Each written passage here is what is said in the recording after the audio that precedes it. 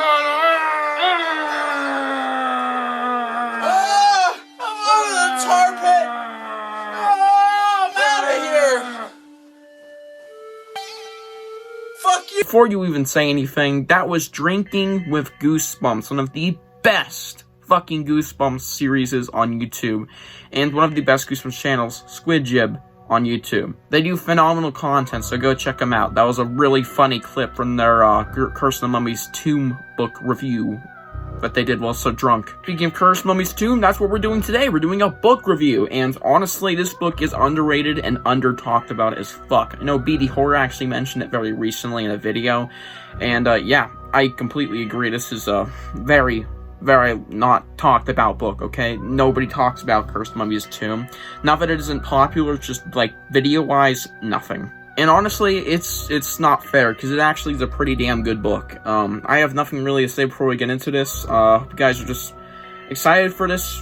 This has been a long time coming. We finally have the first 5 books reviewed once this is uploaded, and then we'll have the first 10 probably before the end of January. So yeah, I'm pretty excited. So let's get to it. So for the blurb, something dead has been here. Interesting. Gabe has just got lost in a pyramid. One minute, this crazy cunt Sari, or sorry, it's confusing, was right ahead of him in the pyramid tunnel. The next minute, she disappeared. But Gabe isn't alone. Someone else is in the pyramid too. Someone or something. Gabe doesn't believe in the Curse of the Mummy's Tomb, but that doesn't mean the curse isn't real, does it? So yeah, this book is pretty damn good.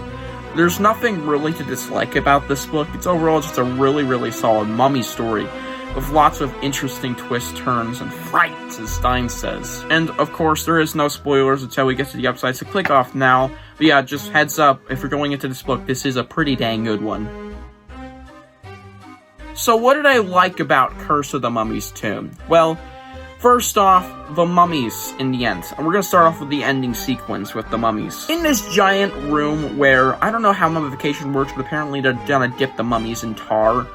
They find out that the mummies in there are recent, which means there's fucking dead bodies, recent dead bodies in the room. Or at least, like, not from thousands of years ago, to say the least. They could be years upon years old, or they could be a few days old.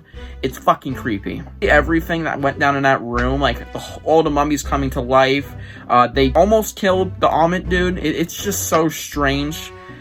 I really liked it though. It was really solid. Another thing I liked was the villain, though being literally a guy with a torch. I know I say that joke a lot when I bring up Curse of the Mummy's Tomb, but honestly, it's true. It's literally just guy with a torch. More like psychopath with a torch, but pretty much the same thing. I just really liked him. It's not exactly a supernatural villain. It's just some sort of religious kind of motives, and that's why he's doing all this, is because he believes that the Curse of the Mummy's Tomb is 110% real. I think he's like an ancestor or something. Fantastic villain, even if it is literally just a guy with a fucking torch. Then again, he's also a fucking murderer, but great motives, and it's nice to see someone who isn't supernatural, or just not a supernatural villain all the time, even though we do get living mummies. The book also has a happy ending, which I'm a big fan of when those happen in books, so that's a plus. The second half of the book was overall the best part of the book. Literally the entire second half, I was just hooked immediately.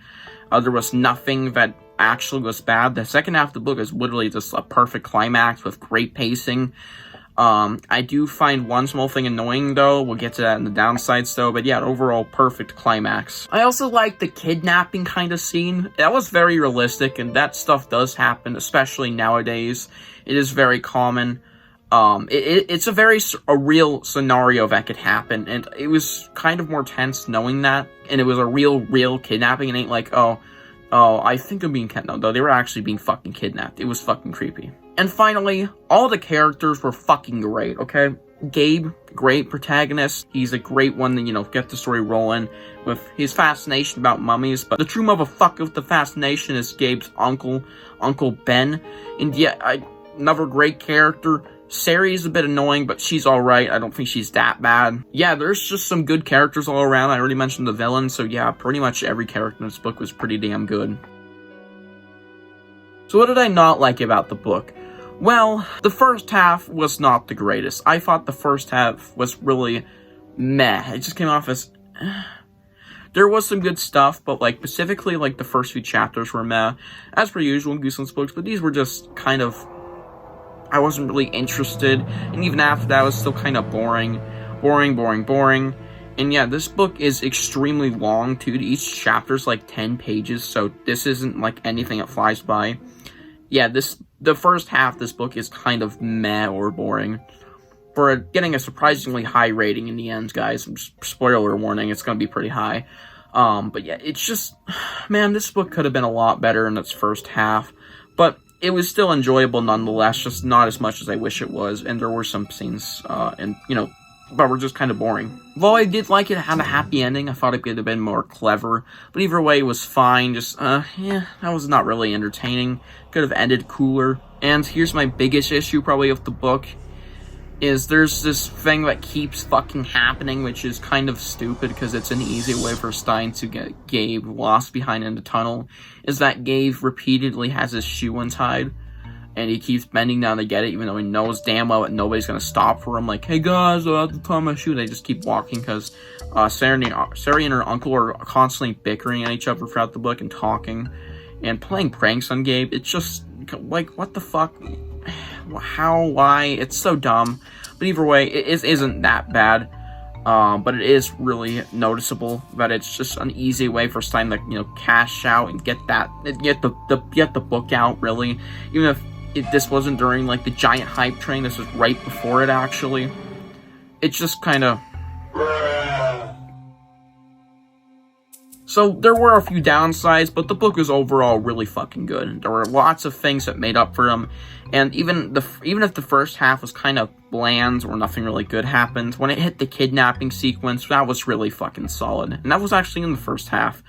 And, of course, the second half of the book was fantastic.